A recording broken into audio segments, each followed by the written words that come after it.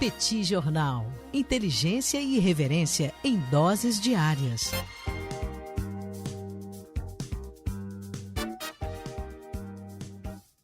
Olá, gente! Bem-vindos a mais um bate-papo semanal do Petit Jornal, esse encontro semanal onde esse que vos fala, Daniel Souza e Tanguy o Bagdadi, repercutem um pouco os acontecimentos de economia e política internacional dos últimos dias.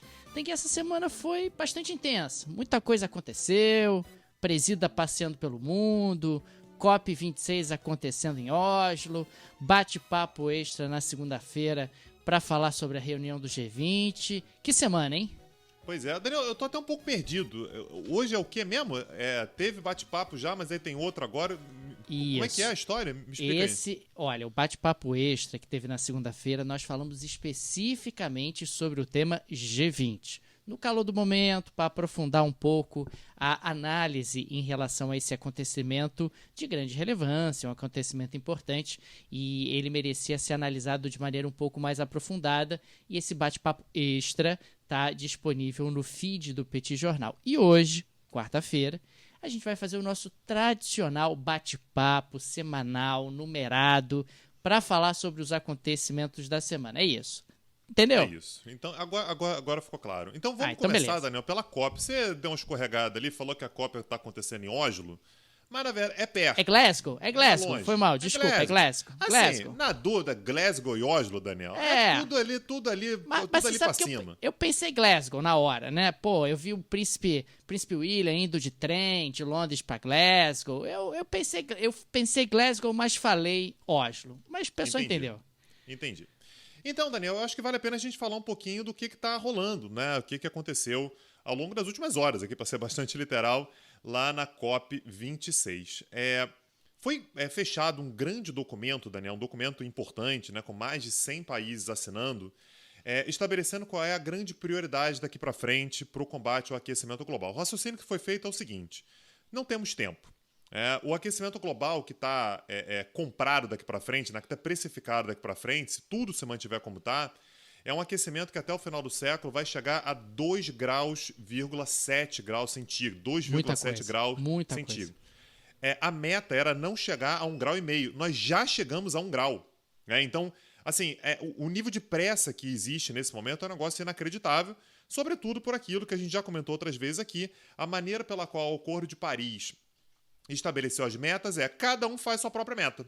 Você faz sua meta aí, você estabelece o que você pode fazer, o outro estabelece o que ele pode fazer também, e fica todo mundo ali meio que tentando fazer o mínimo necessário. O que é o mínimo que eu posso fazer para não chamar muita atenção? Isso acaba fazendo com que a gente tenha chegado, né, se todo mundo cumprir suas metas, o que é altamente improvável, né, sempre tem um ou outro que não consegue cumprir, né, Brasil? A gente vai chegar a uma meta, né, uma redução de gás de efeito estufa até 2030 de apenas 7,5%.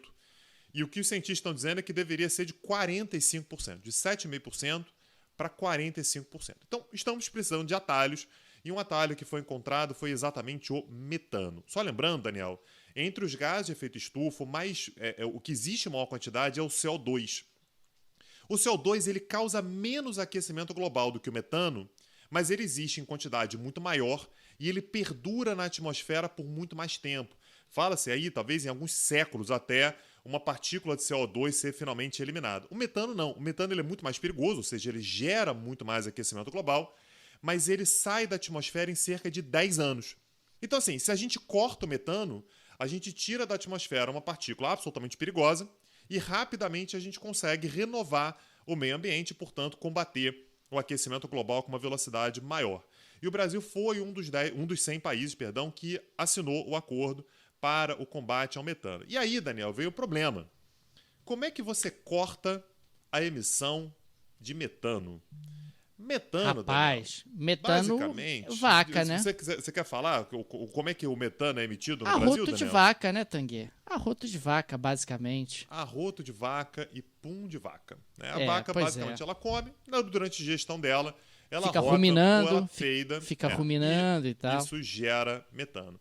E aí, assim, o que os cientistas têm dito é que, basicamente, tem uma solução rápida para isso. O Brasil precisa consumir menos carne. O que não é exatamente um negócio fácil de ser vendido, né? O Brasil e o mundo, né? Porque o Brasil é um grande exportador de carne. Não é simples para a economia brasileira e para as pessoas de uma forma geral. Se falar que tem que comer menos carne não é exatamente uma posição muito popular à direita, à esquerda, no centro, acima ou abaixo. Você falar que tem que comer menos carne não é exatamente um discurso fácil. Né? Então, o Brasil ele assinou isso, e assim, é importante lembrar que mais 70% das emissões brasileiras de metano são por causa do gado bovino. Então, vão ter que ser buscadas algumas alternativas do que você pode fazer. E aí, algumas soluções foram buscadas. Todas elas parecem bem cruéis, né? Mas assim, o gado, por exemplo, ser criado mais confinado. E aí, em determinadas estruturas que sejam capazes de neutralizar o metano emitido, ou então o gado ser abatido mais jovem, ou seja, ele peida ao longo de uma quantidade menor de anos, isso vai diminuir a emissão, mas de uma forma geral o Brasil ele vai ter que encontrar soluções para poder cumprir isso, né? Para tentar cumprir esse objetivo de redução das emissões de metano, e globalmente outras soluções vão ser buscadas. Então, existe metano, por exemplo, que é emitido a partir da produção de arroz, aqueles campos inundados de arroz, tem uma bactéria que se cria ali, que gera metano, gás natural, petróleo, né? A produção dele gera metano também. Então foram coisas que foram colocadas nesse acordo e o Brasil assinou. É uma forma do Brasil falar assim, veja bem, né? Não estou me destacando, né? Num destaque negativo e tal, mas o Brasil então entrou, perdão pelo trocadilho, né? Na boiada ali, e finalmente o Brasil faz parte desse acordo para o corte de metano que foi aprovado na COP26 em Glasgow.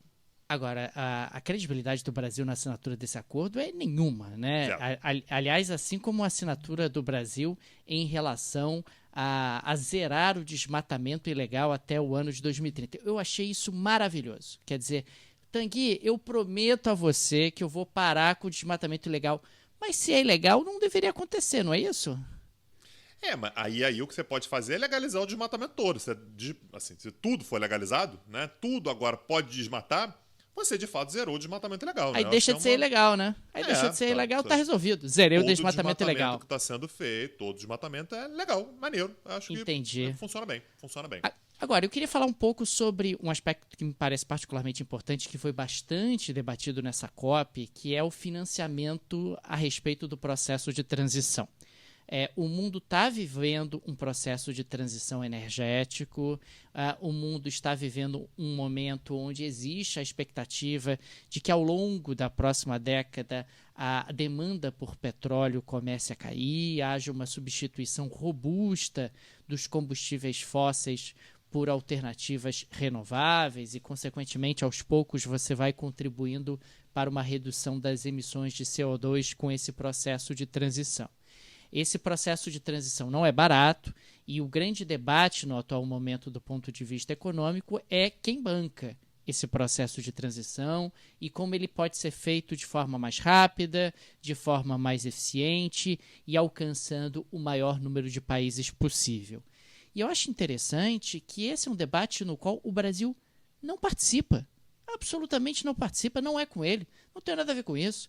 Quer dizer, é inacreditável, porque a gente está falando de um processo de transição do ponto de vista econômico que vai trazer implicações seríssimas, em termos de investimento, em termos de ambientes de negócios, em termos de geração de emprego, em termos de ganho de competitividade e produtividade. A gente vai chegar numa situação, num futuro não muito distante, a gente já até explorou isso aqui no Petit Jornal, onde montadoras vão ter dificuldade de justificar para as suas matrizes a permanência no Brasil. Puxa, no Brasil os carros continuam sendo movidos a combustíveis fósseis. Como é que eu vou manter uma fábrica só no Brasil com esse tipo de modelagem tecnológica, sem ter a capacidade e a oportunidade de utilizar o Brasil como plataforma de exportação, sem a capacidade do Brasil se inserir em todo um plano de desenvolvimento tecnológico? Eu vou ficar desenvolvendo carro só para o Brasil? Não faz nenhum sentido isso. E como é que eu vou manter o Brasil dentro desse ambiente? Então, esse é um debate que está no Brasil. Está muito atrasado, e é muito angustiante isso, porque ele está muito atrasado tanto à esquerda quanto à direita no debate político. Né? Você fica, às vezes, mais à direita dizendo, puxa, esse negócio de ambientalismo é coisa de esquerdista. E, às vezes, você vê uma discussão mais à esquerda, não, mas o petróleo é nosso. Mas, amigo, o petróleo vai virar carvão. O petróleo vai virar carvão. E a gente tem que buscar uma alternativa justamente para buscar essa transição, para manter o Brasil competitivo.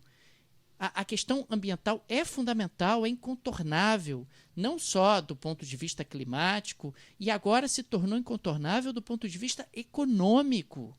Então não é apenas um debate de ambientalista. A substituição do petróleo não é mais uma projeção futurística de longuíssimo prazo. E a gente não fala sobre isso no Brasil. E o governo reflete em conferências como a COP26 justamente essa ausência de debate, ausência de projeto, ausência de estratégia para esse processo de transição que já está em curso.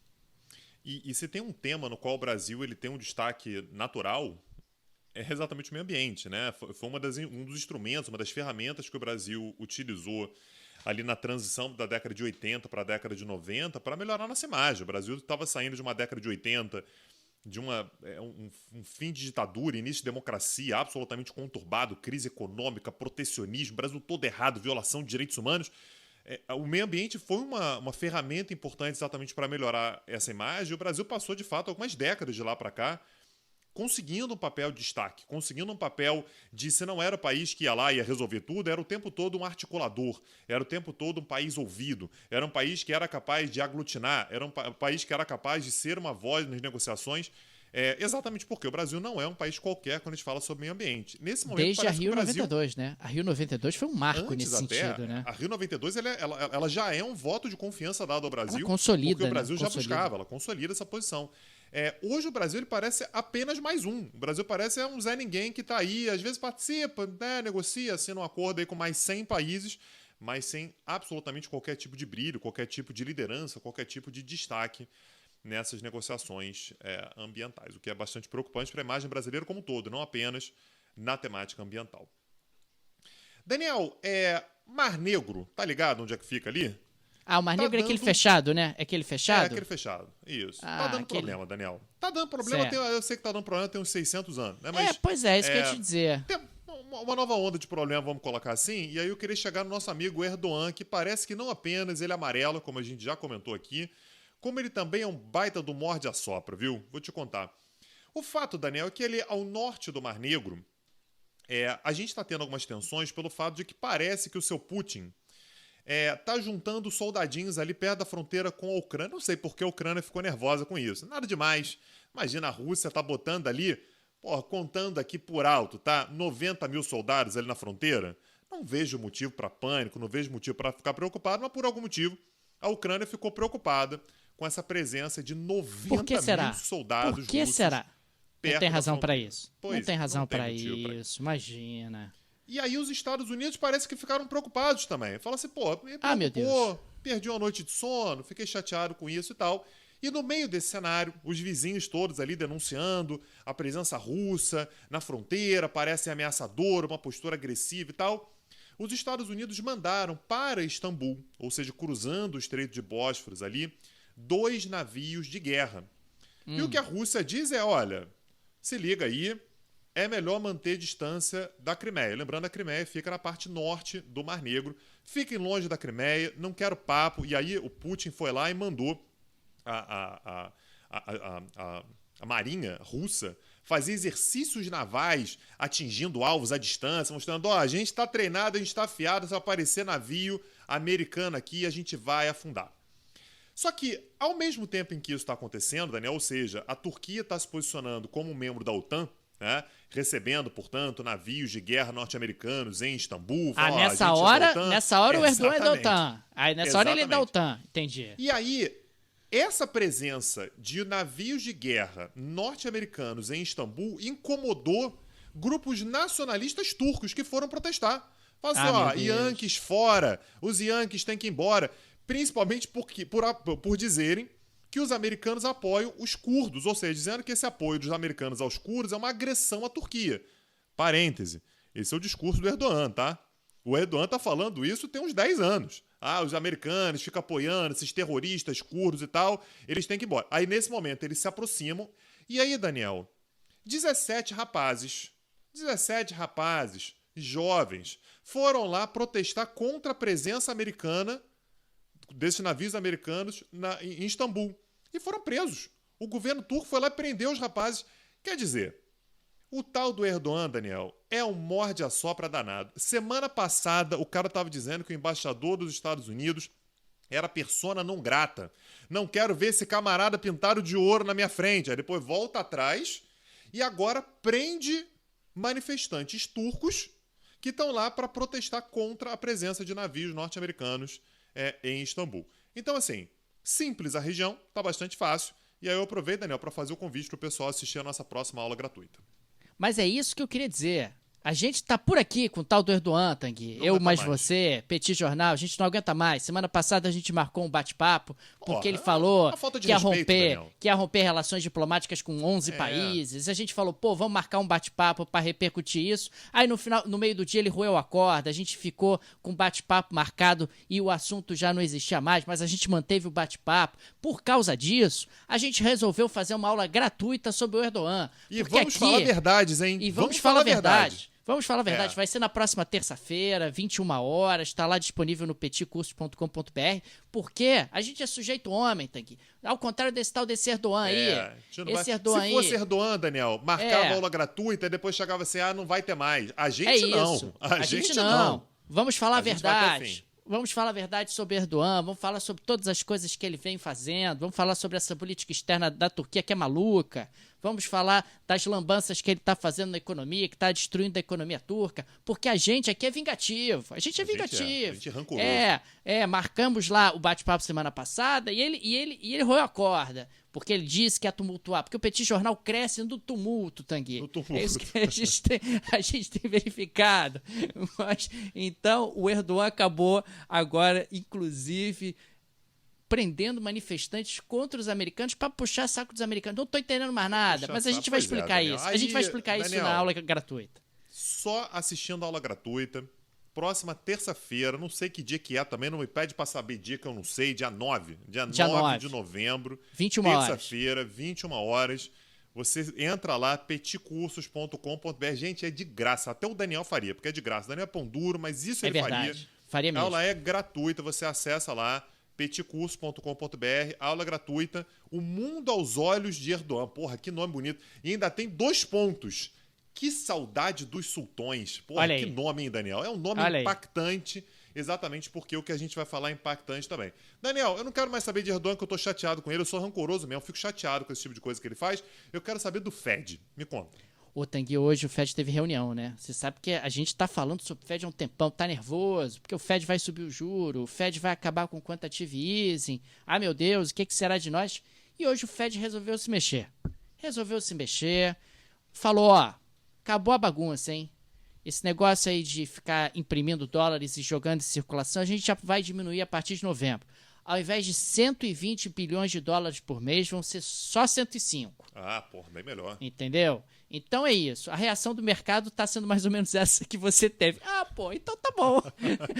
Continua tendo 105, então back to business. Vamos, as coisas vão ficar boas aqui, porque o Fed resolveu reduzir de 120 para 105 bilhões de dólares a injeção de liquidez que ele tem feito mensalmente. A ver o que vai acontecer, claro, nas próximas reuniões do Fed, se ele vai continuar progressivamente reduzindo essa injeção de dinheiro, muito provavelmente o fará, mas como a gente mais ou menos já imaginava, o Fed vai fazer uma saída suave dos estímulos monetários que têm sido implementados durante o período da pandemia. O juro continua onde estava, entre 0 e 0,25%, o juro baixo nos Estados Unidos, o juro básico nos Estados Unidos, melhor dizendo, o que abre aí espaço para algum tipo de respiro, pelo menos durante algum tempo. Já mais ou menos se esperava que o Fed ia reduzir estímulos nesse mês de novembro,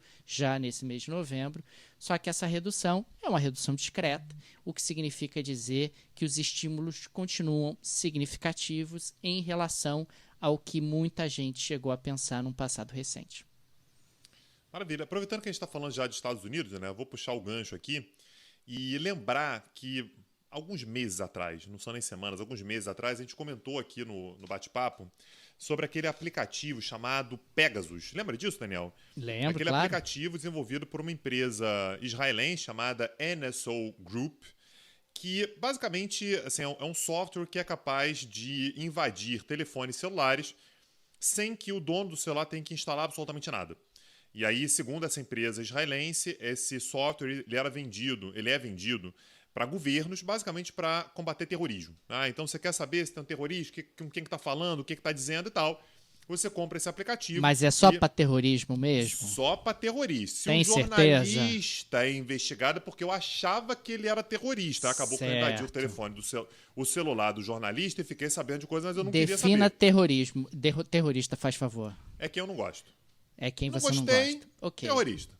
Entendi. Então, basicamente, assim, o alvo original era terrorismo, só que a gente sabe muito bem que os governos que estão comprando, né, a licença desse software estão invadindo basicamente telefone de jornalista e de opositor. Né? Isso está acontecendo o tempo todo. E, aliás, Daniel, não apenas jornalista e opositor. Né? O telefone do tal do Macron. Já ouviu falar, Daniel, Macron? Macron estava abraçado com a Merkel.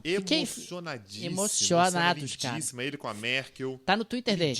Tá no Twitter dele, quem não viu. Os dois abraçados, tiraram lágrimas dos presentes.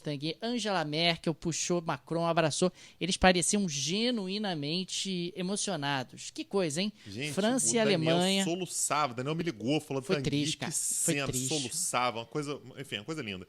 Enfim, o Macron foi teve lindo, seu telefone hackeado. Foi lindo. Será que eu tive também, cara? Porque eu vi o Macron abraçando a Merkel. Será que eu também tive? Ninguém quer saber de você não, Daniel. Ninguém quer saber? Então tá. Só em aeroporto. Mas o Macron em aeroporto, todo mundo quer saber de mim. Impressionante, né, cara? Eu sou uma pessoa muito perigosa, ao contrário do Bagdadi, o que eu acho bizarro. O Bagdadi não é perigoso. O Bagdadi não é perigoso, mas eu sou. O meu telefone é possível que já tenha sido invadido. Aí ele fala assim, não tá fazendo nada. Mas você tava falando do Macron. Eu estava falando do Macron. Não, na verdade, eu só estava exemplificando que o Pegasus foi utilizado, né, no telefone do Macron. E aí, hoje, Daniel, o governo dos Estados Unidos foi lá e sancionou essa empresa israelense. Né, colocou sanções. Aquelas sanções que são colocadas contra vários inimigos dos Estados Unidos, né, que basicamente diz que essa empresa não pode usar absolutamente nenhum tipo de recurso, nenhum software que seja americano. Absolutamente nada. Então a empresa está basicamente isolada tecnologicamente. Qualquer coisa foi patenteado nos Estados Unidos, foi feito nos Estados Unidos, a empresa americana, essa empresa israelense não pode utilizar. E aí, Daniel, a empresa soltou uma nota, é de chorar também, Daniel, de se emocionar. Ela fala assim, mas eu não fiz nada. Eu estou fornecendo só para combater terroristas e eu estou respeitando toda a agenda de direitos humanos, uma agenda absolutamente inspirada em valores dos Estados Unidos. Certo. Eu estou sendo injustiçado. Daniel, eu fiquei comovido. Comovido, acho que a palavra é essa. Amoleceu meu coração, eu fiquei com pena da empresa. Certo. Assim, aí a Arábia Saudita compra o software e utiliza mal. Acontece, Emirados Árabes, né? Marrocos. Mas a culpa não é da empresa, a culpa é de quem usou o software. A empresa não tinha como saber que aquilo ia acontecer, Você entende, Daniel? Entendo, então, claro. O governo dos Estados Unidos está cometendo essa injustiça de sancionar Estados Unidos está fazendo isso. Estados Unidos. Deixando claro que isso não é uma sanção contra Israel. Israel não tem nada a ver com isso. Assim, não participa de qualquer... Não é prejudicado por qualquer tipo de sanção nesse tipo, mas a empresa... Sim, isso aí naturalmente faz parte da agenda do Biden de tentar reforçar a sua agenda de direitos humanos. Né? Privacidade é considerado um direito humano, não que o pessoal da NSA saiba disso, não foram informados ainda, talvez, né? Mas de qualquer maneira, os direitos humanos são, na verdade, a privacidade é um direito humano, então essa é uma agenda que ele vem promovendo daqui pra frente. Peraí. Quer dizer que o seu Biden, então, vai botar o governo dos Estados Unidos para respeitar a privacidade das pessoas, é isso que você está me dizendo? Não foi isso que eu disse. Eu disse uma que coisa é uma coisa, outra coisa é outra coisa. A empresa israelense respeitar. Certo. Aí não falou absolutamente nada do governo americano. O governo americano toca o barco. O governo americano toca o barco. Não tem necessidade. Aí é diferente. Né? É diferente, porque eles estão combatendo só terroristas. Entendi. Eles estão combatendo só terroristas, né? Só terroristas. Tá exatamente. Certo. Ok.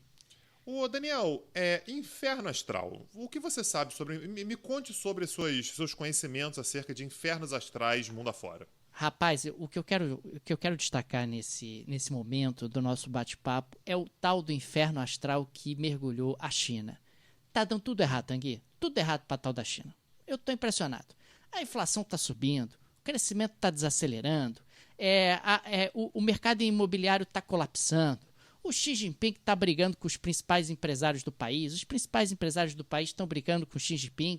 E para melhorar, recentemente nós tivemos aí um repique nos casos de Covid-19 na China, a tal ponto que poucos dias atrás, essa semana, o governo chinês resolveu trancar 34 mil pessoas na Disney de Xangai. 34 mil pessoas até testá-las todas, porque apareceu um caso de Covid na Disney. Ô, Daniel, mas 34 mil casos na China, mais ou menos que nem prender 13 pessoas aqui no não Brasil, é isso. Né? Não são 34 mil casos. Não, 34 mil pessoas. Prender 34 mil pessoas, sim. Isso, é mais ou menos o equivalente a falar que tem que testar umas 13 pessoas aqui no Brasil. 12 para 13 pessoas. Sim, talvez. Tá. Mas o fato é que a China está nervosa. Inclusive, essa semana disse para as pessoas estocarem alimentos, porque talvez a Covid volte. E se a Covid voltar, sabe que a gente vai trancar vocês em casa. Sabe-se lá por quanto tempo. Aí, o tal do Taiwan, que está do outro lado ali, disse, mentira! A China está mandando estocar alimentos porque eles vão nos atacar. Eles vão nos atacar. Estados Unidos, socorro. Europa, socorro. Eles estão fazendo testes aqui com armas de verdade aqui em cima do meu espaço aéreo. Alguém me ajuda? Enfim, Tanguy, o ambiente ali, naquela região do mundo, está meio confuso. Está meio tenso. A economia chinesa está realmente desacelerando. A inflação está realmente subindo. Você tem problemas no mercado imobiliário seríssimos que a gente chegou a explorar em oportunidades anteriores aqui no Petit Jornal. E para completar, a Covid está reaparecendo e a China, como uma boa ditadura, tranca as pessoas, manda estocar comida. Se a coisa reaparecer, vou trancar todo mundo em casa. Mas a gente tem que acompanhar o que acontece com a China, porque existem aí crescentes elementos de preocupação. Já tem gente muito preocupado com o ritmo de desaceleração da economia chinesa nos próximos tempos. Então quer dizer que se o pão da China cair no chão, cai com a manteiga para baixo, garantido. Nesse caso, nesse momento, aparentemente sim, porque a coisa está ficando esquisita ali por volta do lado chinês. Maravilha. Daniel, vamos deixar aquele nosso fraterno, sincero e prolongado agradecimento aos nossos apoiadores, pessoal que faz com que, em plena quarta-feira, 22h33 da noite, eu esteja gravando esse bate-papo numa live com o Daniel. Mais uma vez, eu não aguento mais o Daniel, mas eu estou aqui por causa dos apoiadores, pessoal que chega junto, pessoal que apoia a gente. Lembrando, o bate-papo é um dos episódios, né, que a gente mais gosta no Petit Jornal. A gente já faz isso aqui há bastante tempo. E a gente faz isso aqui somente com os nossos apoiadores, né? Somente com o apoio dos nossos apoiadores. Não temos um grande conglomerado por trás, não temos patrocinadores, não temos grandes empresas, nada disso. O nosso patrocínio são os nossos apoiadores. Então, se você é um apoiador, fica o nosso sincero agradecimento. Muito obrigado para você. E se você não é o nosso apoiador e gosta do Petit Jornal, ajuda a divulgar o Petit Jornal e torne-se apoiador. Ajuda a gente a manter esse nosso projeto, que o Daniel, o homem do caixa, o homem do dinheiro, vai dizer como é que faz. Você vai lá no site do podcast, petitjornal.com.br, tem uma aba Apoia o Petit com todos os direcionamentos para você se tornar nosso apoiador, várias possibilidades, várias alternativas. Se você vive no Brasil, se você vive no exterior, dá uma olhadinha, porque certamente você vai encontrar uma maneira de apoiar o Petit Jornal e ajudar na manutenção desse nosso projeto. Isso aí. E lembrando que se você quiser nos ajudar mais ainda, você pode nos ouvir pela Orelo. A Orelo é uma plataforma que remunera os produtores de conteúdo. Então, se você é a única que eu conheço no Brasil, pelo menos, aliás, é uma plataforma muito boa de utilizar, assim, realmente assim, uma experiência muito boa de utilização. Se você nos ouvir pela Orelo, tem tanto aplicativo quanto na versão web, você também ajuda o Petit Jornal. E fica aqui o convite também para conhecer o nosso outro projeto, o projeto irmão do podcast, que são os nossos cursos, o Petit Cursos. Se você entrar lá no site www.petitcursos.com.br, você vai encontrar todos os nossos cursos e aulas gratuitas. E, aliás, a gente já falou durante o bate-papo de hoje, no próximo dia 9, na próxima terça-feira, 21 horas, tem mais uma aula gratuita, cujo tema é Turquia, né, Daniel? É isso, falaremos sobre Erdogan, porque, como nós dissemos ao longo desse bate-papo, estamos magoados com ele. Estamos magoados, acho que ele está merecendo aí ouvir umas verdades. e a gente vai falar verdades nessa aula gratuita da próxima terça-feira. Isso aí. Pessoal, um abraço, até a próxima. Valeu. Tchau, tchau. Petit Jornal. Inteligência e irreverência em doses diárias. Agora, o Petit Jornal está na web www.petitjornal.com.br.